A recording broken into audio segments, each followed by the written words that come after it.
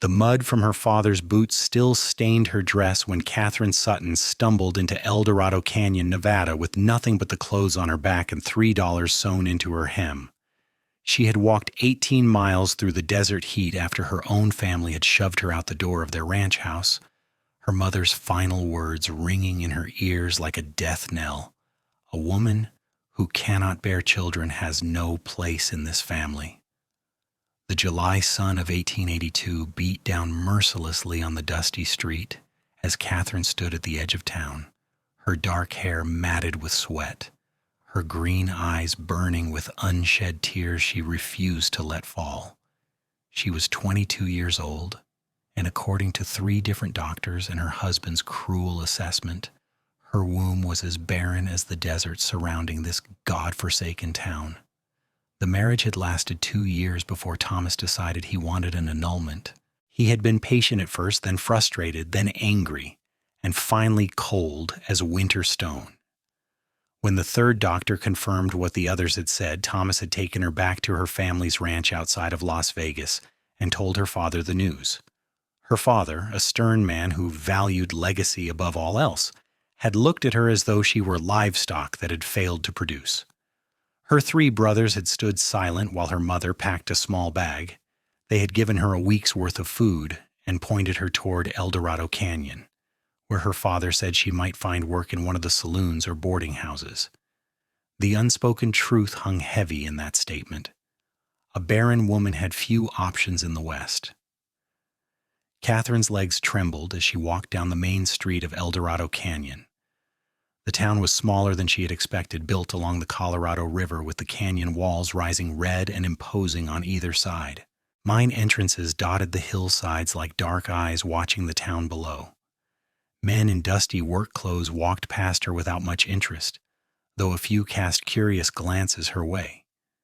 She could smell the river, metallic and earthy, mixing with the scent of horses, sweat, and wood smoke from the various establishments lining the street. A painted sign caught her attention. Murphy's Boarding House Clean Rooms Hot Meals. Katherine's stomach cramped with hunger. She had eaten the last of her bread that morning and had been rationing water from her canteen. She pushed through the wooden door, a small bell chiming overhead. The woman behind the counter was perhaps 50, with graying brown hair pulled back in a severe bun and sharp blue eyes that took in every detail of Katherine's appearance in one sweeping glance. "We do not rent rooms to women without proper employment or a husband." Katherine felt her cheeks flush. "I am looking for work, madam. I can cook, clean, sew. I am a hard worker." The woman's expression softened slightly. "You look half dead from the heat. Sit down before you fall down." She pointed to a chair near the counter. "I am Mrs. Murphy. Who are your people?" Katherine sank into the chair gratefully. "My father owns a ranch outside Las Vegas, the Sutton Ranch." "I know of it. So what brings James Sutton's daughter to my boarding house looking for work?" Katherine's throat tightened. She could lie, but lies had a way of catching up to people in small towns. "My marriage was annulled. I cannot have children. My family no longer wants me." "Mrs." Murphy's lips pressed into a thin line. "I see." She studied Katherine for a long moment, then sighed. "I could use help with the laundry in the kitchen. The work is hard and the pay is not much, but you would have a small room and meals. I cannot afford to pay more than $8 a month." $8 was barely anything, but it was more than Katherine had now. "I will take it. Thank you, Mrs. Murphy. You can start tomorrow. Tonight you can have the room at the end of the hall upstairs. There is a wash basin and pitcher. Supper is at 6. Mrs. Murphy pulled out a ledger.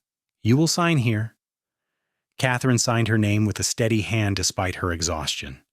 As she climbed the narrow stairs to her room, she felt the full weight of her circumstances settle on her shoulders. This was her life now. No husband, no family, no prospects for either. She was a cast-off, a broken thing in a world that valued women primarily for their ability to bear sons. The room was tiny, barely large enough for the narrow bed, washstand, and small trunk that comprised its furnishings, but it was clean, and the window looked out over the river where the evening light was beginning to turn the water to gold. Katherine sat on the edge of the bed and finally allowed herself to cry, great heaving sobs that shook her whole body. She cried for the life she had imagined, for the children she would never hold, for the family that had discarded her like trash. She cried until she had no tears left, until she was empty and exhausted and numb. When the dinner bell rang at 6, Katherine washed her face and went downstairs. The dining room was full of boarders, mostly men who worked in the mines or the freight business. They ate with single-minded focus, shoveling food into their mouths between brief conversations about ore quality and shipping schedules. Katherine ate her stew and cornbread in silence at the corner table Mrs. Murphy had indicated was for staff. The work began before dawn the next morning. Mrs. Murphy ran a tight ship, expecting every room to be cleaned to perfection, every meal prepared on time, every piece of laundry scrubbed, hung, and pressed with exacting standards. Katherine threw herself into the work with desperate determination. If she kept moving, kept her hands busy, she could almost forget the ache in her chest where her heart used to be. 3 weeks passed in this manner. Katherine learned the rhythms of the boarding house, the quirks of the regular boarders, the precise way Mrs. Murphy liked the sheets folded. She learned which miners were kind and which ones let their eyes linger too long. She learned to move through the world as though she were invisible, a shadow woman with no past and no future. It was on a scorching August afternoon when everything changed. Katherine was hanging laundry in the yard behind the boarding house, her arms aching from wringing out heavy sheets when she heard the sound of hoofbeats approaching. She glanced up to see a rider coming down the alley, a tall man on a chestnut horse that looked as tired as Katherine felt. The man dismounted with easy grace, looping the reins around the hitching post near the back fence. He was perhaps 27 or 28, with sun-darkened skin and dark hair that curled slightly at his collar beneath his worn hat. His shirt sleeves were rolled up, revealing strong forearms, and his leather vest was dusty from travel. But it was his eyes that caught Katherine's attention when he looked her way, a striking blue-gray that seemed to see more than most people did. "Afternoon," he said, touching the brim of his hat. His voice was deep and rough, like gravel washed by water. "I am looking for Mrs. Murphy." "She is inside," Katherine said, then returned her attention to the laundry, hoping he would simply go inside and leave her to her work. Instead, he walked closer, his boots crunching on the dry ground. "That looks like hard work in this heat." Katherine hung another sheet. "All work is hard in this heat." He made a sound that might have been agreement or amusement. Katherine could feel him watching her, but not in the way some men did with calculation and hunger. This was different. Curious, perhaps. "I am looking to rent a room for a month or so," he said. "I have business in the area." "You will need to speak with Mrs. Murphy about that." Katherine reached for another wet sheet, her arms trembling slightly from fatigue. "Let me help you with that." Before she could protest, he had stepped forward and taken one end of the heavy sheet, helping her lift it to the line. "You do not need to do that," Katherine said quickly. "I can manage." "I am sure you can, but there is no shame in accepting help when it is offered." He secured his end of the sheet with wooden pins, then reached for the next one in the basket. They worked in silence for several minutes, hanging the remaining laundry together. Katherine was acutely aware of his presence, the efficient way he moved, the fact that he seemed completely unbothered by doing work most men would consider beneath them. When the last sheet was hung, he stepped back and wiped his hands on his pants. "There. That was not so hard when two people share the load." "Thank you," Katherine said stiffly. "You should go inside now." Mrs. Murphy does not like to be kept waiting. "What is your name?" he asked suddenly. Katherine hesitated. "Katherine Sutton." "I am Dalton Evers." He held out his hand. It would have been rude not to take it. His hand was warm and calloused, strong without being aggressive. The handshake was brief and proper, but Katherine felt something strange flutter in her chest, something she had not felt in a very long time. Hope, perhaps. Or maybe just the recognition that someone had looked at her and seen a person rather than a failure. I should get back to work, Katherine said, pulling her hand away. Of course. Dalton touched his hat again, then walked toward the back door of the boarding house. Katherine stood among the hanging sheets watching him go, wondering why her heart was beating faster than the work warranted. She shook her head sharply. That kind of thinking was dangerous. She was barren, cast out, unworthy. Whatever life she might build here would be one of solitude and work. Anything else was a dream that would only bring more pain. That evening she learned that Dalton had indeed taken a room. He sat at the main dining table with the other boarders, and Katherine did her best to remain invisible as she helped serve the meal and clear the plates. But more than once she felt his gaze on her, that same curious, considering look that made her simultaneously uncomfortable and warm. Over the following days, Dalton became a fixture around the boarding house. Unlike many of the miners who left before dawn and returned exhausted after dark, he seemed to keep irregular hours. Sometimes he would be gone for days. Other times he would be around the house, reading newspapers in the parlor or checking on his horse. Katherine learned from Mrs. Murphy that he was a ranch hand, currently between positions, looking to buy some land of his own in the area. He comes from Montana, Mrs. Murphy said one morning as they prepared breakfast. Lost his family's ranch in a bad winter 3 years back. Been working his way south ever since, saving every penny. Katherine absorbed this information silently, telling herself it did not matter. Dalton's story was his own, just as hers was hers, and there was no reason for their paths to cross beyond the casual interactions of people living under the same roof. But Dalton seemed to have other ideas. He took to appearing in the kitchen at odd hours, always with some reasonable excuse. He needed hot water for shaving. He wanted to know if Mrs. Murphy had any salve for his horse's leg. He was wondering about the best place to buy supplies in town. And somehow these visits always seemed to happen when Katherine was working there. "You are up early," he said one morning, finding her kneading bread dough in the pre-dawn darkness. Katherine's hands stilled for just a moment before resuming their rhythm. "Bread does not make itself?" "No, I suppose it does not." He poured himself a cup of coffee from the pot that was always warming on the stove. "You work harder than anyone I have ever seen." "Hard work is all I have." "That cannot be true." Katherine's jaw tightened. "You do not know anything about me, Mr. Evers." "Dalton," he corrected, "and you are right. I do not know anything about you, but I would like to." "Why?" The word came out sharper than she intended. He leaned against the counter, cradling his coffee cup in both hands. "Because you interest me." Katherine laughed, a bitter sound. "I am not interesting. I am a woman who does laundry and makes bread, that is all." "I do not believe that." "Then you are a fool." She punched the dough harder than necessary. "I am nothing special, Mr. Evers. I am a cast-off, a failure. The sooner you understand that, the better." Instead of being offended, Dalton's expression softened. "Who told you that?" "Everyone who matters." "Then everyone who matters is wrong." Katherine's hands stilled. She looked up at him, at his steady gaze, and the absolute certainty in his voice. Something cracked inside her chest, some small piece of the wall she had built around her heart. "You should not say things like that to me," she whispered. "Why not?" "Because I might start to believe them." "Good." Before Katherine could respond, Mrs. Murphy's footsteps sounded on the stairs, and Dalton straightened, finishing his coffee. "Good morning, Mrs. Murphy," he said cheerfully as the older woman entered the kitchen. "I was just getting some coffee before heading out to look at some land up canyon."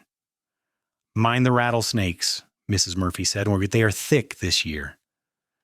After Dalton left, Mrs. Murphy gave Katherine a long look but said nothing. Katherine focused on her bread, trying to ignore the way her hands were shaking. The days grew hotter as August wore on. The river dropped lower, and dust hung in the air like a curse. Katherine's routine remained the same: wake before dawn, work until her body ached, fall into bed exhausted, repeat. But now there was a new element to her days, a thread of awareness that wound through everything she did. She found herself listening for Dalton's footsteps, noticing when he was at meals, feeling his absence when he was gone for days at a time. It was dangerous and foolish, and Katherine knew it. But knowing something and being able to stop it were two different things entirely. One evening in late August, Katherine was in the yard taking down the day's laundry when Dalton appeared. He had been gone for 3 days and his clothes were dusty from travel. "Did you find land?" Katherine asked before she could stop herself. His face lit up. "I did. 20 acres about 5 miles up canyon, with water rights to a creek. It is not much yet, just scrubland mostly, but the previous owner left a small cabin. It needs work, but the bones are good." "That sounds wonderful," Katherine said, and meant it.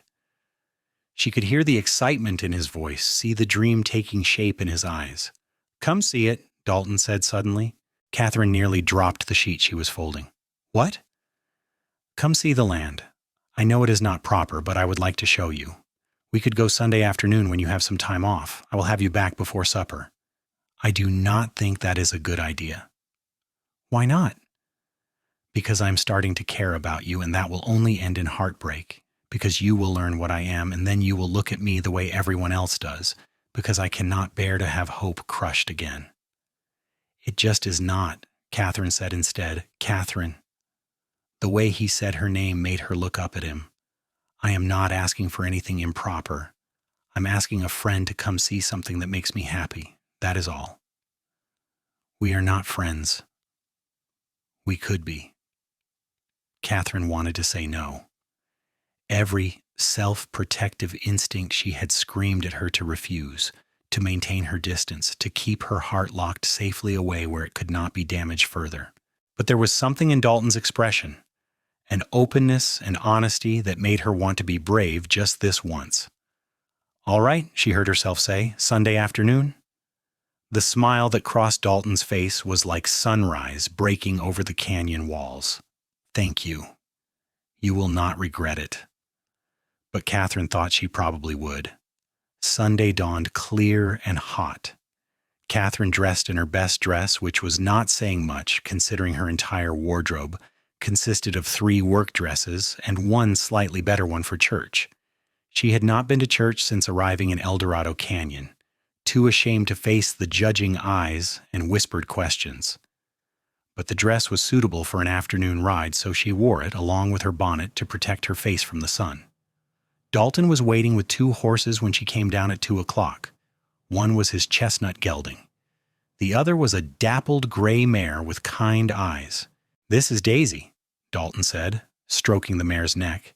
"She belongs to the livery stable owner, but he lets me borrow her sometimes. She is gentle and steady." "I can ride," Katherine said, then added, "It has been a while, though." "Like swimming, it comes back quick." Dalton helped her mount, his hands respectful and brief on her waist. They rode out of town heading north, following the river into the canyon. The walls rose higher here, bands of red and gold and brown stone layered like a cake. The heat was intense, but the movement of the horses created a small breeze, and Katherine found herself relaxing into the rhythm of the ride. "I grew up in Montana," Dalton said as they rode. "My father had a cattle ranch in the valley north of Helena. Good land, good water. We ran about 300 head. "What happened?" Katherine asked. "The winter of 1879. You probably heard about it. The snow started in November and did not stop until March. We lost everything. The cattle froze or starved. The ranch went to the bank. My father took it hard. He died that spring." "Heart attack," the doctor said, "but I think it was really a broken heart. My mother followed 6 months later." "I'm sorry," Katherine said quietly. It was hard. I was 24 and suddenly alone in the world. I sold what was left and started drifting. Worked ranches in Wyoming, Colorado, Arizona. Learned a lot, saved what I could. And then I came here and saw this canyon, and I thought, this is where I want to put down roots. They rode in silence for a while, and then Dalton said, "What about you? What brought you to Eldorado Canyon?" Katherine's hands tightened on the reins. She had known this question would come, but that did not make it easier to answer. "My marriage ended. My family did not want me anymore." "Why?" Katherine took a deep breath. "Because I cannot have children. My husband wanted an annulment. My family agreed I was no longer useful to them." She waited for the change in his expression, the withdrawal, the polite distance. Instead, Dalton just nodded slowly. That must have been incredibly painful. It was. Your family sounds like fools.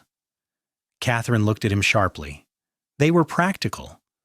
A woman who cannot give her husband children is not much of a wife. That is horse shit.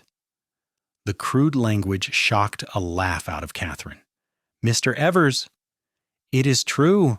A marriage is supposed to be about more than breeding stock. What kind of man throws away his wife because of something she cannot control? And what kind of family abandons their daughter when she needs them most?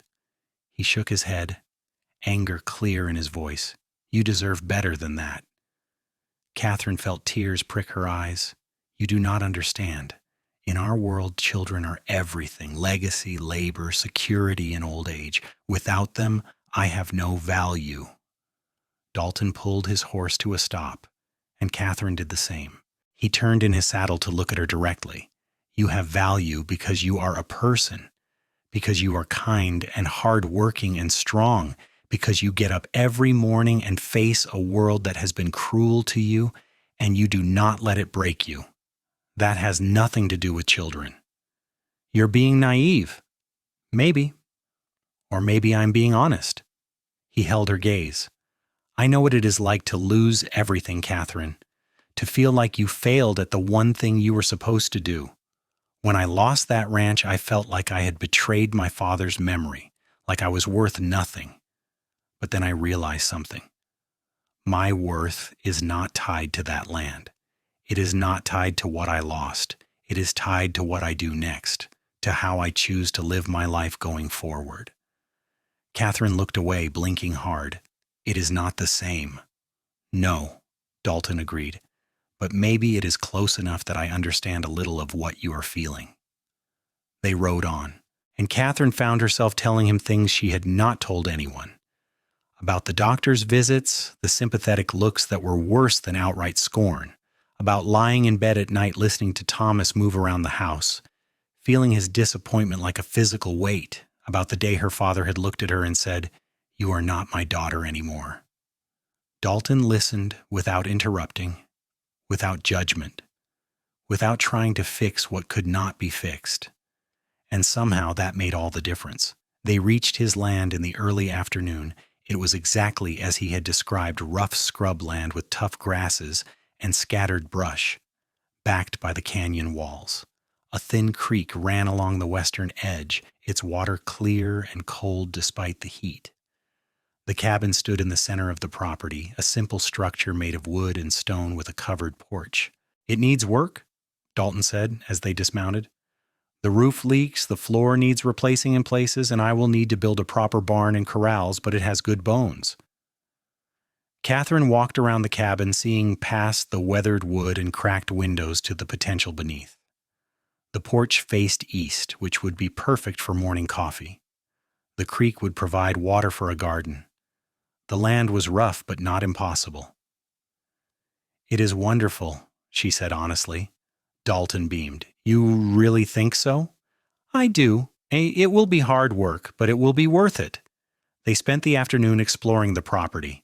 Dalton showed her where he planned to build the barn, where the best grazing would be, where he thought a garden might thrive with enough water and care.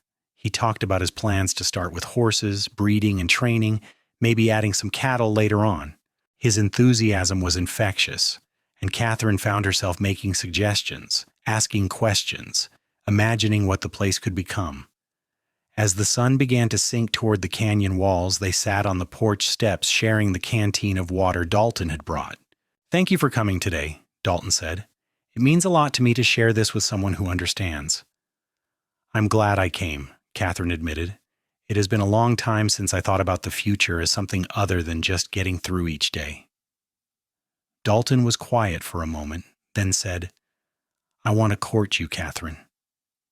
Katherine's heart stopped. "What?" "I want to court you. Properly.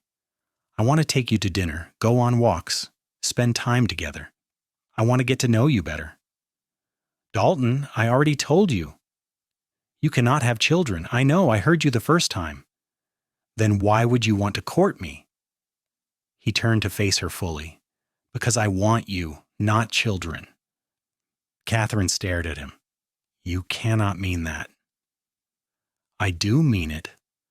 Look, I am not going to pretend children are not important to some people, but they are not the only thing that matters. I want a partner. Katherine. Someone to build a life with. Someone to share the good days and the hard days. Someone to laugh with and plan with and grow old with. Children would be wonderful if they came along, but they are not the reason I would marry someone. What if you change your mind later? Catherine's voice was barely a whisper. What if 5 years from now you wake up and regret choosing me? What if you change your mind about me? What if you decide I am too stubborn or too poor or too boring? Life does not come with guarantees, Katherine. All we can do is make the best choice we can with what we know now. And right now I know that I have never met anyone like you. I know that you make me want to be better. I know that when I imagine my future, you are in it. Tears were streaming down Catherine's face now. You barely know me. Then give me a chance to know you better. That is all I am asking. Let me court you. If you decide you do not want me, fine. I will accept that. But give us a chance. Katherine wiped her face with shaking hands. Every rational part of her brain was screaming that this was a mistake, that she would only end up hurt again, that she should protect herself while she still could. But another part, a part that had been silent for so long she had almost forgotten it existed, was whispering something different. What if he means it? What if this is real? What if you could be happy? All right, she said finally, you can court me. The joy on Dalton's face made her heart ache. He reached out and took her hand gently, threading his fingers through hers. They sat like that as the shadows lengthened, hands clasped, watching the sun paint the canyon walls in shades of amber and rose. The ride back to town was slower, both of them reluctant to break the spell that had settled over the afternoon. When they reached the boarding house, Dalton helped Katherine dismount, his hands lingering on her waist just a moment longer than necessary. When is your next afternoon off? He asked. Thursday. May I take you to dinner? There is a restaurant on the main street, nothing fancy, but the food is decent. I would like that. He smiled, that same sunrise smile that made her chest feel tight. Good. I will come by at 5. Katherine floated through the next few days in a daze of cautious hope. She tried not to let herself think too much, tried not to imagine all the ways this could go wrong. Instead, she focused on the small, immediate things. The way Dalton smiled at her across the breakfast table, the brief conversations they managed to steal in the kitchen or the hallway, the knowledge that Thursday was coming, and with it, their first real dinner together. Mrs. Murphy noticed, of course. The older woman missed very little. Dalton Evers is a good man, she said one morning as she and Katherine prepared breakfast. He has been here a month now. And he pays on time, keeps his room clean, treats everyone with respect. Those are rare qualities. I know, Katherine said quietly. But, Mrs. Murphy prompted, but I am afraid. The admission came out in a rush. I am afraid to hope. I am afraid to believe this could be real. And I'm afraid of what happens when he realizes that everyone else was right about me. Mrs. Murphy set down the pan she had been scrubbing and turned to face Katherine fully. Listen to me, girl. I have run this boarding house for 15 years. I have seen hundreds of people come and go. I have seen good men and bad men, strong women and weak women, and everything in between. And I am telling you that Dalton Evers looks at you the way my late husband looked at me, like you are the best thing he has ever seen. But what if? There will always be what ifs. Life is full of them. You cannot let fear keep you from living. Mrs. Murphy's expression softened. Your family was wrong to cast you out, Katherine. You are a good woman, a hard worker, and you have more strength in your little finger than most people have in their whole body. If Dalton is smart enough to see that, then you should be smart enough to give him a chance. Thursday arrived hot and clear. Katherine spent extra time that afternoon washing and fixing her hair, putting on her best dress. When she came downstairs at 5, Dalton was waiting in the parlor, cleaned up and wearing a shirt she had not seen before, his hair still damp from washing. The look in his eyes when he saw her made Katherine's breath catch. "You look beautiful," he said simply. "Thank you. You look very nice as well." They walked to the restaurant together, and Katherine was acutely aware of the people watching them, and the whispers that followed. In a town as small as Eldorado Canyon, gossip spread faster than wildfire. By tomorrow morning, everyone would know that Katherine Sutton was being courted by Dalton Evers. The restaurant was small but clean, with checkered tablecloths and the smell of roasted meat hanging in the air. Dalton held Katherine's chair for her, then sat across from her at the small table. Over dinner, they talked, really talked, in a way Katherine had never talked with anyone before. Dalton told her about growing up in Montana, about his mother's flower garden and his father's terrible singing voice. He told her about the first time he rode a bronc and got thrown into a water trough, and how his brothers had laughed for weeks. He told her about the books he loved to read when he had the chance, mostly about exploration and adventure. Katherine, in turn, found herself opening up in ways she had not anticipated. She told him about growing up on her family's ranch, about learning to ride before she could properly walk. She told him about her mother teaching her to sew and cook, and how she had always loved the moment when bread dough rose perfectly beneath her hands. She told him about the small freedom she had found in her marriage, like the garden she had planted before everything had fallen apart. "Do you miss it?" Dalton asked. "The ranch, I mean. Your family?" Katherine considered this. "I miss the idea of family, the feeling of belonging somewhere. But the actual people? I think I miss who I thought they were more than who they really are.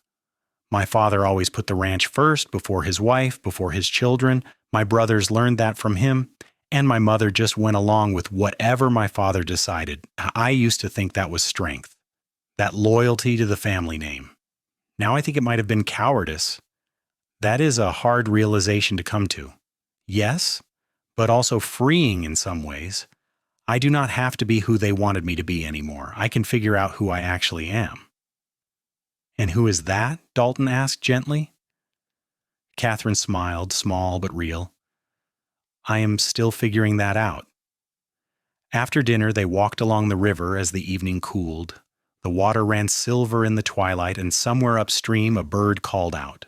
They talked about everything and nothing, their conversation flowing as easily as the river beside them. When Dalton walked her back to the boarding house, he took her hand again, that same gentle clasp that made Katherine feel anchored and free all at once. "May I see you again on Sunday?" he asked. "We could ride out to the property again if you would like, or do something else if you prefer." "The property would be lovely. I would like to see how it looks in different light." "Then it is a date." He squeezed her hand, then let go. "Good night, Katherine." "Good night, Dalton." Katherine lay awake that night, staring at the ceiling of her small room, replaying every moment of the evening. She knew she was taking a risk, knew that opening her heart again meant opening herself to the possibility of more pain. But for the first time since her world had fallen apart, she felt something other than despair. She felt possibility. The courtship continued through late August and into September. Dalton took Katherine to dinner twice more. They rode out to his property 3 times, and Katherine found herself making suggestions about the cabin, about where to plant a garden, about how to arrange the furniture he was slowly acquiring. They walked along the river on her afternoons off, talking about everything under the sun. And slowly, carefully, Katherine began to believe that this might be real. The town gossip swirled around them, of course. Katherine heard the whispers, saw the looks. Some people seemed happy for them, others were clearly waiting for the relationship to implode, and a few were outright hostile, muttering about how a barren woman had no business trapping a good man. One afternoon in mid-September, Katherine encountered Mrs. Sarah Whitfield in the Mercantile. Mrs. Whitfield was the wife of the mine superintendent, a woman who prided herself on knowing everyone's business and sharing it liberally. "Katherine Sutton," Mrs. Whitfield said, her voice dripping with false sweetness. "I have been hearing such interesting things about you and that cowboy, Mr. Evers. Is that so?" Katherine kept her voice neutral as she examined a bolt of fabric. "Oh yes, people are quite curious about his intentions. After all, a man typically courts a woman with an eye toward marriage and family." Mrs. Whitfield leaned in conspiratorially. Has he expressed such intentions? Katherine met the woman's eyes directly. Mr. Evers's intentions are his own business, as are mine. Of course, of course. It is just that people wonder if he knows about your situation, about your inability to provide children. It would be quite the scandal if he were to discover it after marriage, do you not think? He knows, Katherine said flatly. I told him weeks ago. And unlike some people, he does not believe a woman's only value lies in her womb. Mrs. Whitfield's face flushed. Well, I never... No, I imagine you have not. Good day, Mrs. Whitfield. Katherine purchased her thread and left the store, her hands shaking with anger and residual fear. That evening she told Dalton about the encounter as they sat on the boarding house porch after supper. People are talking, she said, about us, about my situation. It is going to get worse the longer we are seen together. Let them talk. Dalton's voice was calm but firm. Their opinions do not matter to me. They might matter to your business prospects. If people think you made a foolish choice in a wife... Katherine. He took her hand. Look at me. I do not care what people think. I care about you. I care about building a life with you if you will have me. Everything else is just noise. You make it sound so simple. It is simple. Not easy, but simple. I love you, Katherine Sutton. I have been in love with you since that day you let me help you hang laundry and told me you were nothing special. You are the strongest, kindest, most resilient person I've ever met. And I want to spend the rest of my life proving to you that you were wrong about not being special. Katherine's breath caught. You love me? I love you. Tears spilled down her cheeks. I love you too. I have been so afraid to say it, afraid to feel it, but I do. I love you, Dalton. He cupped her face in his hands, his thumbs wiping away her tears. Then marry me. Come live with me on that scrubby piece of land. Help me build something real and lasting. Be my wife, my partner, my best friend. Marry me, Katherine. Yes, she whispered. Yes, I will marry you. Dalton kissed her then, soft and sweet and full of promise. It was Katherine's first real kiss, the one with Thomas having been perfunctory and cold. This was different. This felt like coming home. They were married 3 weeks later in a simple ceremony at the small church in town. Mrs. Murphy stood up as Katherine's witness, and the blacksmith, who had become friendly with Dalton, stood up for him. The pastor kept the service brief, speaking of commitment and partnership and facing life's challenges together. Katherine wore a simple blue dress that Mrs. Murphy had helped her make from fabric Dalton had purchased. Dalton wore his best shirt and pants, his hair combed back, his eyes shining with joy. When the pastor pronounced them husband and wife, Dalton kissed her in front of the dozen or so people who had gathered, and Katherine felt her heart swell with something she had thought was lost forever, hope. They moved to Dalton's property immediately, Katherine giving up her small room at the boarding house to move into the cabin that Dalton had been working so hard to improve. He had repaired the roof, replaced the bad floorboards, and built a new bed frame. It was not much, but it was theirs. The first night in their cabin, Dalton was gentle and patient. He seemed to understand without being told that Katherine needed this to be different from her experience with Thomas. He took his time, murmuring words of love and reassurance, making sure she felt safe and cherished. And when they came together as husband and wife, Katherine cried again, but this time from happiness. The following months were the hardest work Katherine had ever done, but also the most satisfying. Together, she and Dalton transformed the rough property into a home. They built a barn and corrals. They dug irrigation ditches from the creek to the garden plot Katherine had marked out. They repaired and painted every inch of the cabin until it shone. They bought 3 young horses that Dalton began training, planning to sell them once they were saddle broken. Katherine planted a garden, coaxing vegetables from the stubborn soil with water, care, and sheer determination. She learned to preserve food for the winter, filling the cabin's small pantry with jars of pickles, tomatoes, and beans. She sewed curtains for the windows and a quilt for their bed. She learned the rhythm of ranch life, The early mornings and late nights, the constant work that was never truly finished. And through it all, Dalton was beside her. They worked together, planned together, laughed together. On the hard days when Catherine's body ached and her spirit flagged, Dalton was there with encouragement and strong hands to help with the heavy lifting. On the good days, when the garden flourished or a horse learned a new skill, they celebrated together. Winter came to the canyon, cold and bright. They spent the evenings huddled by the fire, Dalton reading aloud from his collection of books while Katherine sewed or mended. They talked about their plans for the spring, about the horses they hoped to buy, about the possibility of adding cattle to their operation. Katherine's heart healed in those months. The wound of her family's rejection did not disappear entirely, but it scabbed over, became a scar she could live with. She learned to see herself through Dalton's eyes, not as broken or worthless, but as capable and strong and worthy of love.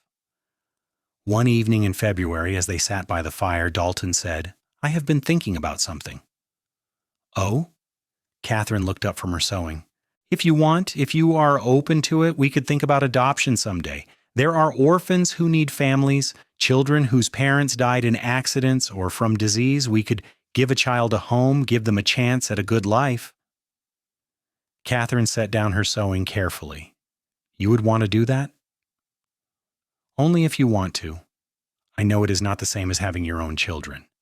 And I am happy with just the two of us if that is what you prefer, but I wanted you to know it is an option. If you wanted to be a mother, there are ways to make that happen that do not involve your ability to conceive." Katherine felt tears prick her eyes, but these were good tears. "I would like that. Not right away, maybe. We should get more established first. But yes, someday I would like that very much." Dalton moved to sit beside her on the small sofa, pulling her into his arms. "You are going to be an amazing mother. Those orphans do not know how lucky they will be." "I hope so." "Hope," Katherine whispered into his shoulder. "I really hope so." Spring arrived in an explosion of wildflowers and new growth.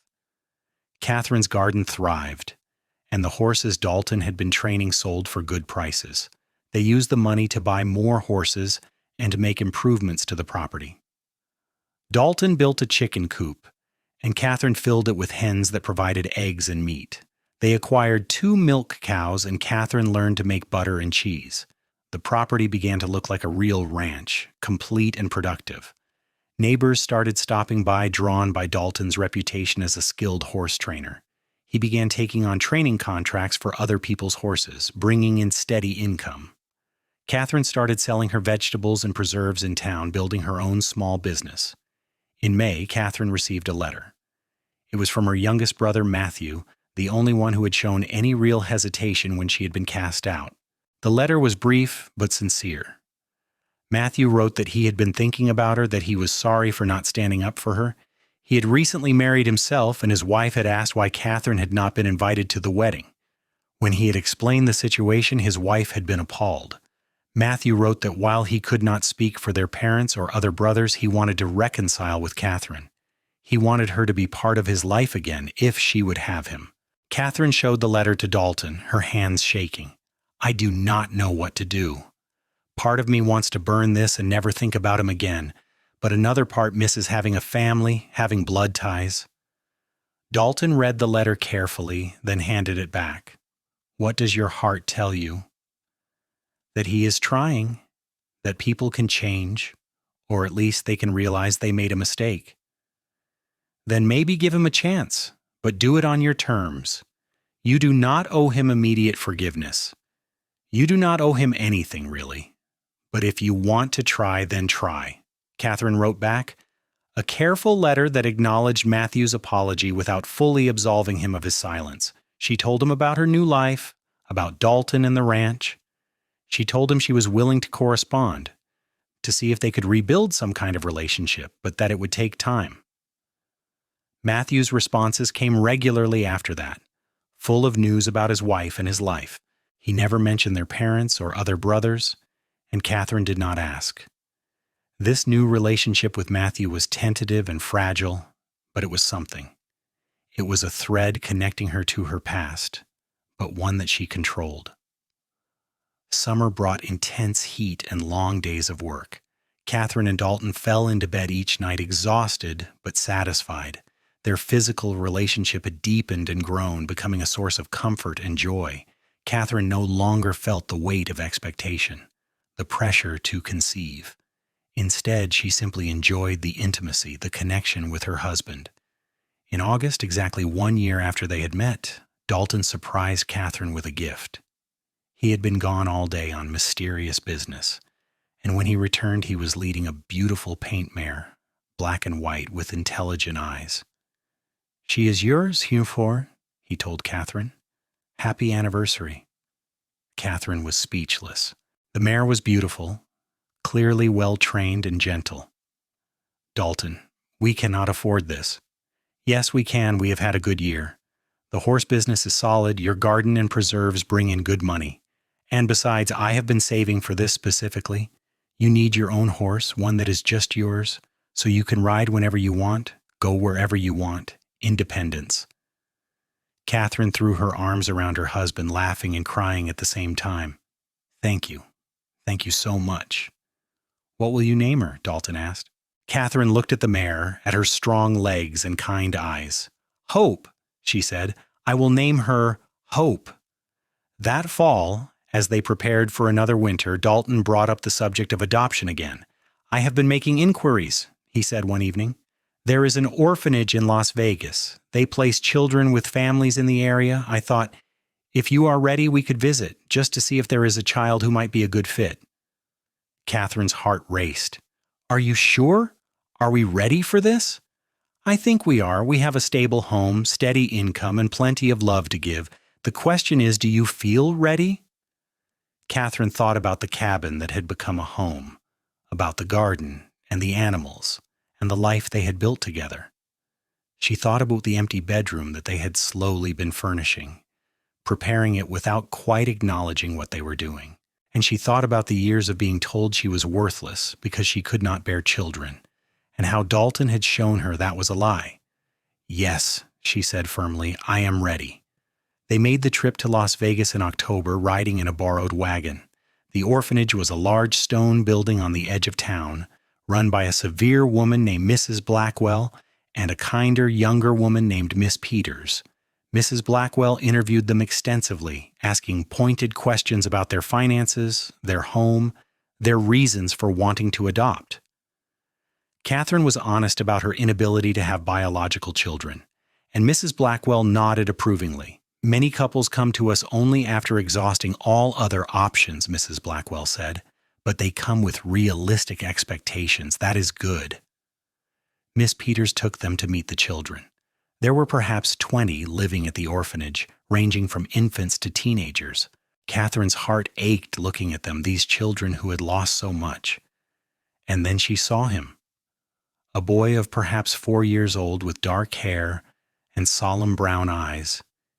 He was sitting alone in a corner playing with a wooden horse that was missing one leg. Something about him called to Katherine's heart. "Who is that?" she asked Miss Peters. "That is Daniel. He has been here for 6 months. His parents died of influenza last spring. He is a quiet child, very well behaved, but he has not adjusted well. He does not play with the other children much." Katherine walked over and knelt down beside the boy. "Hello, Daniel. That is a nice horse."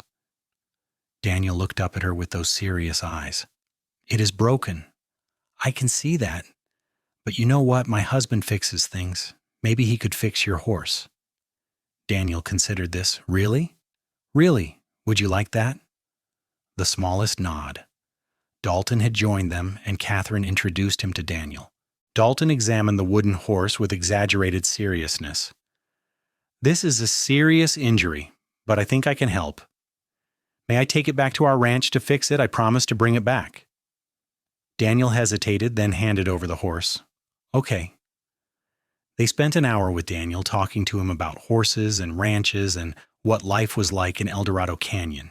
He did not say much, but he listened intently, and once or twice Katherine saw a flicker of something in his eyes. Interest, maybe, or hope. On the ride home, Katherine and Dalton talked about what they had seen, about Daniel and several other children who might be good fits. But Catherine's mind kept returning to that serious little boy with the broken toy horse. "I think it should be Daniel," she said finally, "if you agree. There is something about him. He needs us, Dalton. And I think we need him too." "I was hoping you would say that," Dalton admitted. "I felt it too. He reminded me of myself after my parents died. That lost look like the world stopped making sense." They returned to the orphanage 2 weeks later, the wooden horse carefully repaired and even painted. Daniel's face lit up when Dalton presented it to him, the first real smile they had seen from the boy. The adoption process took time. Mrs. Blackwell wanted to ensure they were serious, that they could provide a stable home. She required references, financial records, and a home visit. But by December, the paperwork was complete. Daniel Evers came home to the ranch just before Christmas. The transition was not easy. Daniel had nightmares about his parents' death. He struggled to trust that this new home was permanent. He was quiet to the point of being withdrawn, and Katherine often found him staring out the window with that lost expression. But slowly, day by day, Daniel began to heal. Dalton taught him to ride, starting with the gentlest horse. Katherine let him help in the garden, praising his careful attention to the plants. They read to him every night stories of adventure and exploration. They were patient when he woke up crying, holding him until the fear passed. They answered his questions about his parents honestly, never trying to replace his memories, but making space for them alongside his new life. By spring, Daniel was smiling regularly. He was starting to play, to run and laugh and be the child he should have been all along. He followed Dalton around like a shadow, eager to learn everything about horses and ranching. He helped Katherine in the garden, his small hands carefully placing seeds in the soil. One evening in April, as Katherine was tucking Daniel into bed, he looked up at her and said, "Can I call you Mama?" Catherine's throat tightened. "Do you want to?" "Yes, if that's okay. I remember my first mama, but you are my mama now too." "Then yes, my sweet boy, you can call me Mama." She kissed his forehead, tears streaming down her face. When she returned to the main room, Dalton took one look at her face and pulled her into his arms. "What happened?" "He called me Mama," Katherine sobbed into his chest. "He called me Mama." Dalton held her tightly, his own eyes wet. "You are his mama, and you are the best mama any child could ask for." Life settled into a new rhythm with Daniel. The ranch continued to grow and prosper. Dalton's reputation as a horse trainer spread, and they often had more business than they could handle. Catherine's garden and preserves were in high demand in town. They were not wealthy, but they were comfortable and secure. Daniel thrived. By his 5th birthday, he was a different child from the withdrawn, frightened boy they had brought home. He was still quieter than some children, but he laughed freely and loved deeply. He adored his parents and his life on the ranch. Catherine's correspondence with her brother Matthew continued, growing deeper over time. He and his wife had a baby girl, and Matthew sent pictures. He wrote that their parents had softened somewhat with age, that they occasionally asked about Katherine. But Katherine was not interested in reconciling with them. She had built a new family, one based on love and choice rather than obligation. 2 years after bringing Daniel home, Katherine and Dalton visited the orphanage again. This time, they brought home a 6-year-old girl named Lily. She had fiery red hair and a spirit to match, having been at the orphanage since she was 2. Lily did not have Daniel's initial withdrawal. Instead, she threw herself into her new life with enthusiasm, immediately declaring herself Daniel's sister and Catherine's helper in the garden. The cabin that had once seemed adequate for 2 now felt crowded with 4. Dalton spent the summer building an addition, adding 2 bedrooms and expanding the main living area. Katherine made curtains and quilts for the children's rooms, creating spaces that were uniquely theirs. Life was not perfect. There were hard days, financial worries, illnesses, and the ordinary struggles of raising children and running a ranch. But through it all, Katherine and Dalton faced each challenge as partners. The love between them deepened with time, becoming the bedrock on which everything else was built. On their 5th wedding anniversary, Dalton and Katherine rode out to the spot where he had first proposed, leaving the children with Mrs. Murphy for the afternoon. They sat on the porch steps of the cabin that had been there when they started, looking out at the property they had transformed together. "Do you ever regret it?" Katherine asked. "Choosing me? Taking on a ready-made family through adoption rather than having your own biological children?" Dalton took her hand, the gesture as natural as breathing after 5 years together. "Not for a single second. You are my family, Katherine. You and Daniel and Lily. You are everything I never knew I needed and more than I ever hoped to find. I meant what I said 5 years ago. I wanted you, not children. The fact that we have found a way to have both is just a bonus." "I love you so much," Katherine said, leaning her head on his shoulder. "When my family cast me out, I thought my life was over. I thought I would never be happy again, never feel like I belonged anywhere. And then you came along and showed me that family is not just about blood. It is about choice and commitment and love." "You did the same for me," Dalton said. "After I lost my parents and the ranch, I was just drifting. I was alive, but not really living. And then I met a stubborn woman hanging laundry who told me she was nothing special, and I knew I had found my home." They kissed as the sun set over their land, painting the sky in shades of gold and crimson. In the distance, they could see the barn and corrals, the garden that would soon be bursting with life, the chickens scratching in their yard. This was their kingdom, built from nothing, powered by love and hard work and unwavering faith in each other. As they rode back to town to collect their children, Katherine reflected on the journey that had brought her here. She thought about the girl she had been, terrified and alone, cast out by everyone she had loved. She thought about the doctor's pronouncements that had defined her as broken, as less than. And she thought about Dalton, who had looked at all of that and said it did not matter, who had loved her not despite her inability to bear children, but simply for who she was. Daniel and Lily ran to greet them when they arrived at the boarding house, their faces bright with excitement. Daniel had drawn them a picture, his careful attention to detail evident in every line.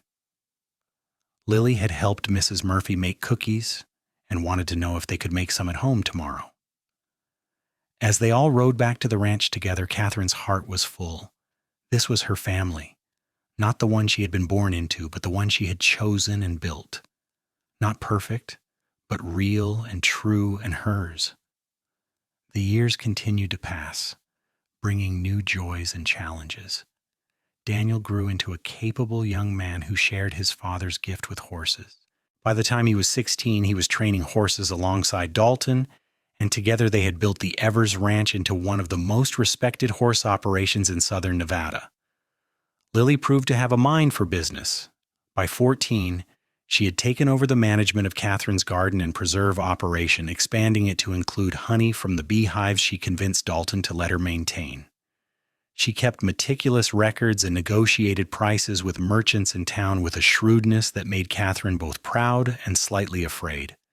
When Daniel was 18, he announced his intention to marry Sarah Henderson, the daughter of a neighboring rancher. The wedding was held at the ranch, with half the town attending. Katherine cried as she watched her son pledge his life to a good woman, remembering the day Dalton had done the same for her. Lily followed 3 years later, marrying a young lawyer who had recently set up practice in Eldorado Canyon. The wedding was even larger than Daniel's, befitting Lily's outsized personality. Katherine and Dalton became grandparents when Daniel and Sarah welcomed a son they named after Dalton. More grandchildren followed over the years, filling the ranch with laughter and chaos during family gatherings. Katherine's relationship with her brother Matthew remained steady throughout the years. He visited occasionally, always alone or with just his wife, respecting Katherine's choice not to reconcile with their parents. When their father died, Matthew wrote to tell her, but Katherine did not attend the funeral. That part of her life was closed, a chapter she had moved beyond. On a warm summer evening in 1904, Katherine and Dalton sat on the porch of their home, watching their grandchildren play in the yard. They were in their mid-40s now, their hair showing threads of silver, their hands work worn but still strong. 22 years, Dalton said, taking Catherine's hand. Has it really been that long since I helped you hang laundry? It has. And what a 22 years it has been. Katherine squeezed his hand. Do you remember what you said to me that day you proposed? That you wanted me, not children? I remember every word of that conversation. You know what is funny? We ended up with children anyway, two beautiful, brilliant children who grew up to be wonderful adults. And now grandchildren. We have everything, Dalton, everything I thought I could never have. We have everything because we have each other, Dalton said. The children and grandchildren are blessings, no question. But you were always the point, Katherine. You were always what I wanted most. Katherine turned to look at her husband, this man who had seen her at her lowest point and chosen to love her anyway. His face was more lined now, his body not quite as quick as it used to be, but his eyes still held that same clear certainty they had held when he first told her he loved her. I was thinking, Katherine said, that we should write everything down. Our story. How we met. How we fell in love. How we built this life together. For the grandchildren and their children after them so they know where they came from. That is a good idea, Dalton agreed. What would you call it? Katherine thought for a moment, watching the children play, watching the sun sink toward the canyon walls that had witnessed their entire journey. I would call it a love story, the truest kind. The kind that chooses love over expectation, that builds rather than destroys, that heals rather than harms. That is exactly what it is, Dalton said. Our love story. As the stars began to emerge in the darkening sky, Katherine leaned against her husband's shoulder, feeling the steady beat of his heart. She thought about the young woman who had arrived in Eldorado Canyon with nothing but $3 and a broken spirit. She thought about how love had found her in the most unexpected way, from the most unexpected person. Her family had cast her out for being barren, had told her she was worthless without the ability to bear children. But Dalton had looked at her and said the words that changed everything. I want you, not children. He had seen her value when no one else could. He had loved her when she could not love herself. And together, they had built something more lasting than bloodlines or legacies. They had built a home, a family, and a love that would echo through generations. Daniel and Sarah brought their children over for supper, as they did most Sundays. Lily and her husband arrived shortly after with their 2 daughters. The house filled with noise and laughter, with the smell of Katherine's cooking and the sound of children's questions and adult conversation overlapping. After supper, as everyone gathered in the expanded living room that had seen so many family moments over the years, little Dalton Jr., now 5 years old, climbed onto Katherine's lap. "Grandma, tell us a story," he demanded. Katherine smiled, smoothing his dark hair. "What kind of story?" "A love story," Lily's daughter Emily piped up. "Tell us how you and Grandpa met." Katherine looked at Dalton, who grinned and settled back in his chair. "Yes, tell them, Mama. Tell them how you thought you were nothing special." "I never thought that," Katherine protested. "You absolutely did. I remember quite clearly you telling me you were a cast-off and a failure." The adult children looked at their mother with surprise. Katherine rarely spoke about her past before Dalton, before the ranch. "Is that true?" Daniel asked quietly. Katherine took a deep breath, looking around at the faces of the people she loved most in the world. "Yes, it is true. Before I met your father, I believed I had no value because I could not have biological children. My first husband left me. My birth family cast me out. I came to Eldorado Canyon with nothing and no one." "But then Grandpa found you," Emily said excitedly. "He did. He found me hanging laundry on a hot summer day, and for some reason he decided I was worth his time." Katherine smiled at her husband. "He courted me even though I told him about my situation. He married me even though people thought he was foolish. He loved me when I could not love myself." "And then you adopted us," Daniel said, his voice thick with emotion. You gave us a home when we had nothing. We gave each other a home, Katherine corrected. Your father and I built this ranch together, and then you and Lily helped us make it a true home. Every person in this room is part of this family by choice, by love, and that makes us stronger than any blood tie ever could. Dalton reached over and took Katherine's hand. What your grandmother is too modest to say is that she is the strongest person I have ever known. She took a life that had fallen apart and built something beautiful from the pieces. She took children who had lost everything and gave them a foundation of love. She took a stubborn cowboy with more dreams than sense and made him into a man worthy of being called husband and father. You were always worthy, Katherine said softly, only because you believed in me. The grandchildren did not fully understand the depth of what their grandparents were saying, but the adult children did. Sarah wiped tears from her eyes. Lily's husband looked at his wife with new appreciation. And Daniel and Lily both moved to embrace their parents, grateful beyond words for the love that had saved them. Later, after everyone had gone home, Katherine and Dalton prepared for bed in the comfortable routine of long-time married couples. As they settled under the quilt Katherine had made 20 years earlier, Dalton pulled her close. Do you ever wonder what your life would have been like if your family had not cast you out? He asked. Katherine considered this. Sometimes. But I cannot regret the path that led me to you, to our children, to this life. If I had stayed married to Thomas, if my family had kept me, I would have been miserable. I would have spent my whole life feeling inadequate and broken. Instead, I found you. I found real love. I found purpose and joy. So no, I do not wish things had been different. I am glad, Dalton said, kissing her forehead, because I cannot imagine my life without you in it. You are my heart, Katherine Evers. You always have been. And you are mine. They fell asleep in each other's arms, as they had every night for 22 years, and would every night for the years to come. The seasons continued their eternal cycle. Springs brought new foals and garden plantings. Summers brought long days of work under the blazing sun. Autumns brought harvest and preparation for winter. Winters brought cozy evenings by the fire and time for rest and planning. Through it all, Katherine and Dalton's love remained constant. They weathered droughts and floods, illnesses and injuries, financial struggles and family conflicts, but they weathered it all together, their partnership growing stronger with each challenge overcome.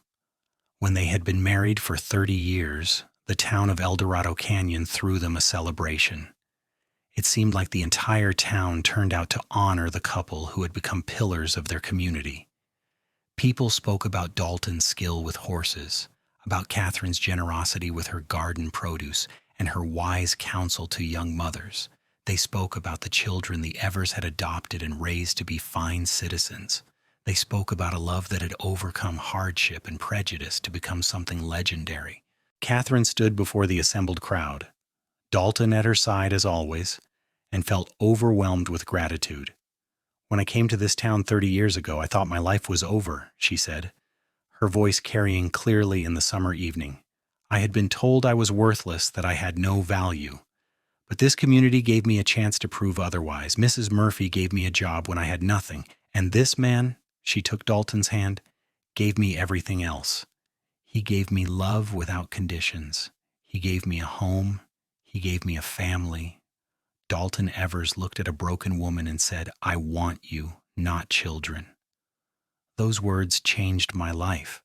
They taught me that I had value just for being myself, and I have spent every day since trying to live up to that faith he had in me. You exceeded it, Dalton said quietly for her ears only. Every single day, you exceed it. The celebration continued late into the night, with music and dancing and enough food to feed twice the crowd. Katherine danced with her husband, with her son-in-law, with neighbors and friends. She laughed until her sides hurt and cried happy tears more than once.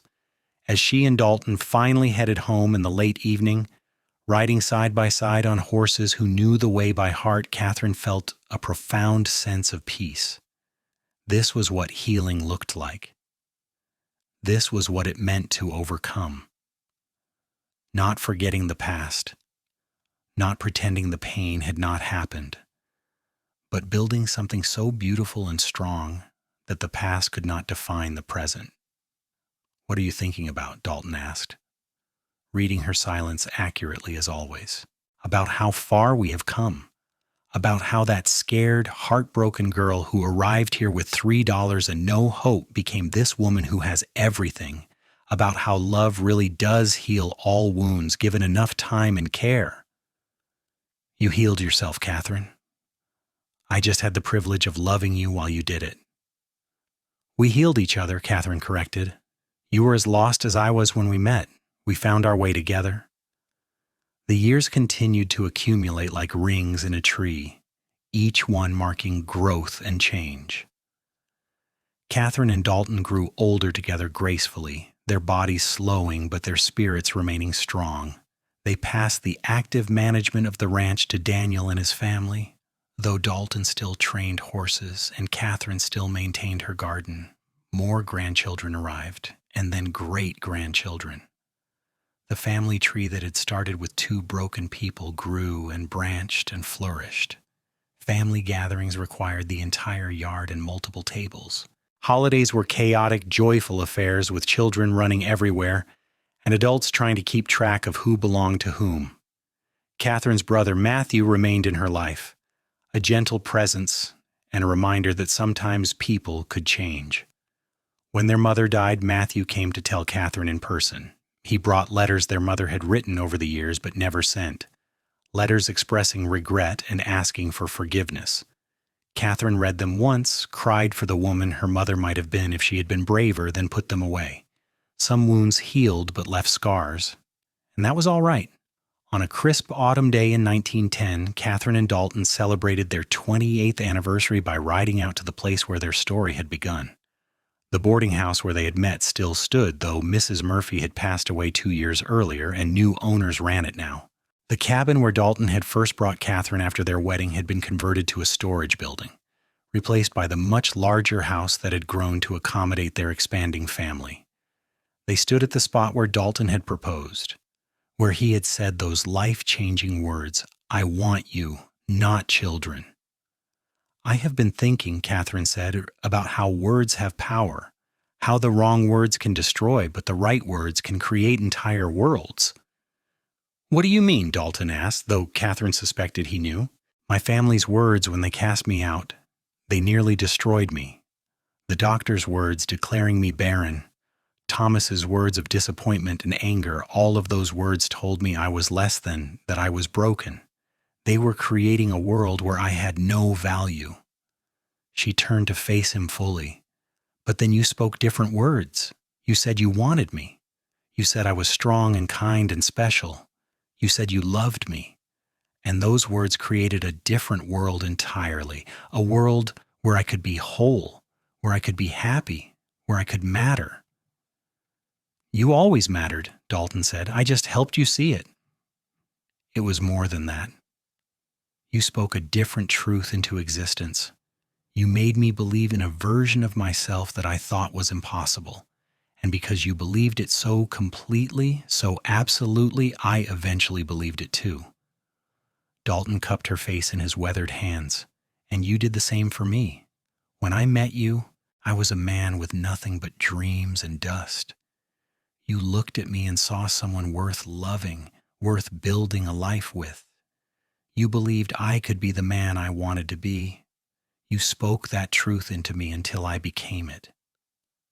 They kissed, these two people who had spent nearly 3 decades building a life together, and the love between them was as strong as ever.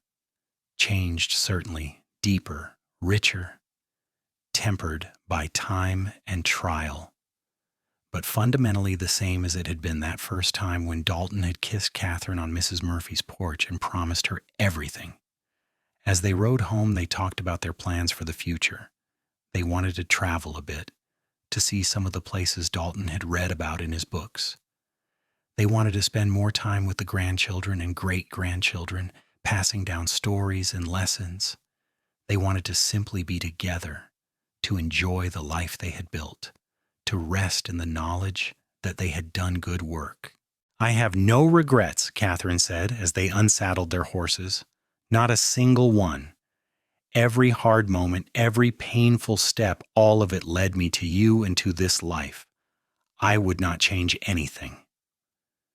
"Even your family casting you out?" Dalton asked gently. Katherine considered this carefully. "Even that. Because it forced me to discover who I really was beneath all the expectations and limitations others had placed on me. It hurt terribly, and I would never wish that pain on anyone. But it was also necessary in a way. It burned away everything that was not essential, and what remained was the real me, the me that you fell in love with." "I would have loved you anyway," Dalton said. "Under any circumstances, in any life, I would have found you and loved you." "Maybe. But I do not know if I would have been ready to accept that love if I had not been broken first. Sometimes we have to fall apart to be put back together better." They walked toward their house hand in hand, and Katherine felt the truth of her words settling into her bones. She had been cast out for being barren, told she had no value without children. But Dalton had said, "I want you, not children," and in doing so had given her back herself. And then together they had built a family anyway, not through biology, but through choice and love. It was the greatest gift anyone had ever given her, not the ranch, not the security, not even the children they had adopted. The greatest gift was being seen and loved for exactly who she was, being told that she was enough, just as she was, being given permission to value herself when the world said she was valueless.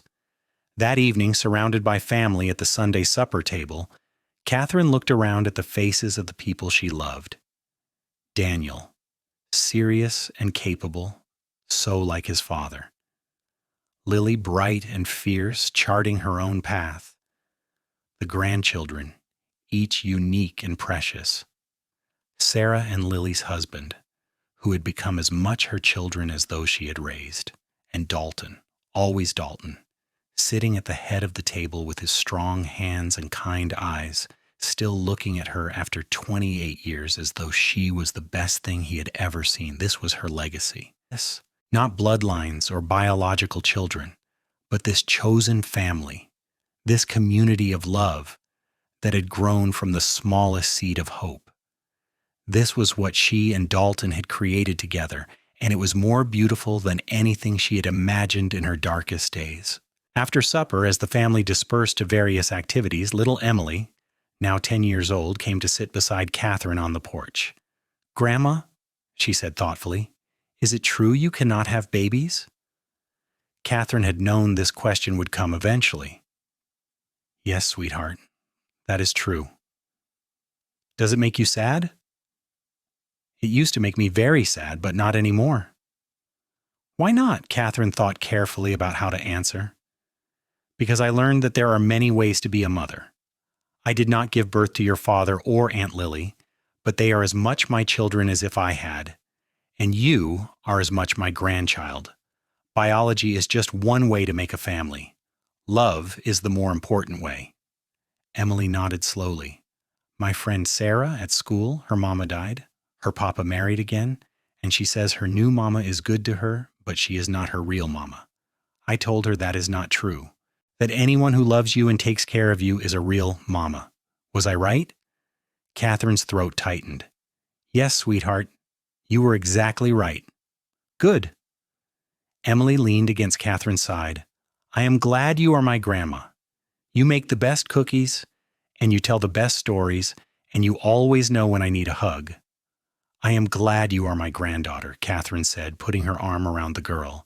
"You are smart and kind, and you are going to do wonderful things with your life." They sat together in comfortable silence, watching the sun set over the canyon. Katherine thought about the cycles of pain and healing, of how hurt could echo through generations or be stopped entirely through the power of love. She had been hurt terribly by her family's rejection, but she had chosen not to pass that hurt along. Instead, she had broken the cycle, had created something new and better. As twilight deepened, Dalton came out to join them. He sat on Catherine's other side, completing the picture. "What are you two doing out here?" "Just talking about families," Emily said, "about how you and Grandma are the best family anyone could ask for." "We are pretty lucky," Dalton agreed, winking at Catherine. "We found each other when we both needed finding, and we built something good." "Something great," Catherine corrected. "We built something great." The night settled in fully, stars emerging one by one in the darkening sky. The sounds of family filtered out from the house: laughter, conversation, the clatter of dishes being washed. These were the sounds of home, of safety, of love. Catherine leaned her head on Dalton's shoulder. Emily still tucked against her other side and felt complete. This was what healing looked like. This was what redemption felt like. Not the erasure of past pain, but the creation of present joy so powerful that it transformed the meaning of everything that had come before. She had been cast out for being barren, and it had nearly killed her. But then a cowboy had said, "I want you, not children," and those words had rebuilt her world. Together, they had created a life richer than anything she had been told to want. They had loved deeply, raised children beautifully, built a legacy that would outlast them both. And in the end, that was the truest kind of happily ever after. Not the absence of struggle, but the presence of love strong enough to weather any storm. Not perfection, but something real and lasting and utterly transformative. Catherine had found her home not in a place or a bloodline, but in the heart of a good man who had seen her value when no one else could. And together they had built a kingdom of love that would echo through generations, a testament to the power of choosing each other every day for the rest of their lives.